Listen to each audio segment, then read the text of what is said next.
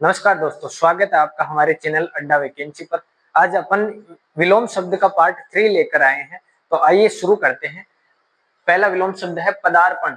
इसका होता है विलोम गमन। पदार्पण का मतलब पद को अर्पण करना, पद ग्रहण करना, और गमन का मतलब लौट जाना या वापस चले जाना। तो पदार्पण का हो जाएगा गमन। कर्तज्ञ का हो जाएगा एहसानमंद। कर्तज्ञ होना किसी का एहसानमंद होना होता है। तो एहसानमंद का जो समानार्थी शब्द होगा वो कर्तज्ञ होगा, और इसका विलोम शब्द होगा कर्तज्ञ होना या एहसान फरामोश होना। ग्रस्त का होता है विनीत। ग्रस्त का मतलब होता है निर्लज व्यक्ति। विनीत यानी नम्र व्यक्ति, लज्जावान व्यक्ति। देव का होता है देवता या परमात्मा।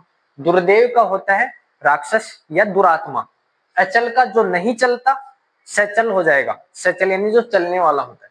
खंडन का मतलब होता है तोड़ना। मंडन का मतलब होता है बनाना। घना का होता है जो पास पास सटा हुआ हो, उसको बोलते हैं अपन घना। विरल होता है जो दूर दूर फैला हुआ हो, छितरा हो, उसे बोलते हैं विरल। तो घना का हो जाएगा विरल। परुष होता है कठोर, इसका हो जाएगा कोमल। असीम जिसकी सीमाएं ना हो, असीम हो जाएगा। ससीम जिसकी सीमाएं हो, वो ससीम हो जाएगा। क्षणिक का होता है जो क्षण भर में टूट जाए, भंगुर हो जाए, नष्ट हो जाए, उसको कहते हैं क्षणिक। शाश्वत होता है जो सदा चलता रहे, उसको कहते हैं शाश्वत। ऋणी जैसे किसी ने ऋण लिया हो, उसको कहते हैं ऋणी। ऋण से मुक्ति होती है उऋण, उऋण होना या कर्जदार होना, कर्ज देने वाला कर्जदार होना। अभिमुख किसी की ओर अपन मुख करके बैठे, उसे कहते हैं अभिमुख। किसी से दूसरी ओर मुख करके बैठे, उसे बोलते हैं प्रतिमुख। अभिमुख का हो जाएगा प्रतिमुख।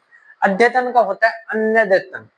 अद्यतन का मतलब देखें तो आज तक से संबंधित होता है। एक आता है नया शब्द अधुनातन। अधुनातन का मतलब होता है अभी तक से संबंधित। तृष्णा होती है प्यास। वितृष्णा प्यास से मुक्ति, वितृष्णा हो जाएगी। दाता यानी देने वाला।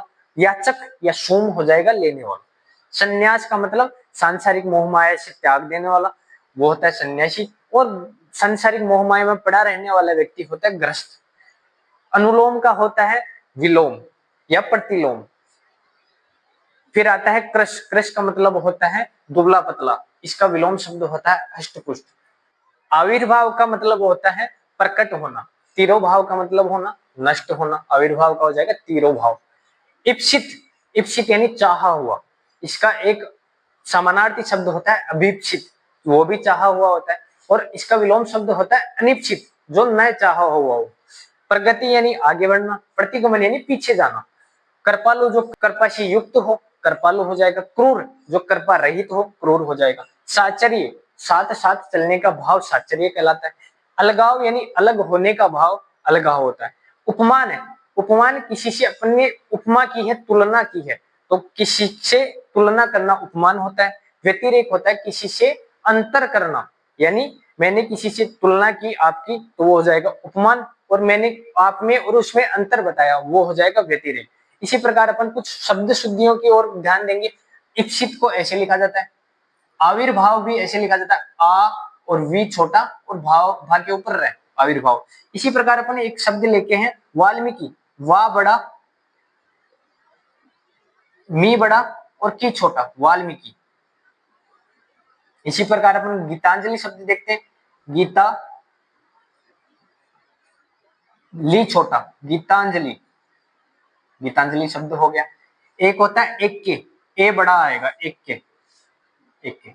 बरात, बारात नहीं होती है, बरात होती है, बरात, बरात। नई, नई ऐसे नहीं लिखा जाता, नई ये गलत है, नई लिखा जाता है ऐसे। इसी प्रकार श्रीमती की बात करें अपन, तो श्रीमती छोटा लिख देते हैं, लेकिन श्रीमती छोटा नहीं आएगा, श्रीमती बड़ा आएगा। तो कैसी लगी आज की क्लास? यदि अच्छी लगी तो हमारे चैनल को लाइक कीजिए, शेयर कीजिए और सब्सक्राइब कीजिए। धन्यवाद।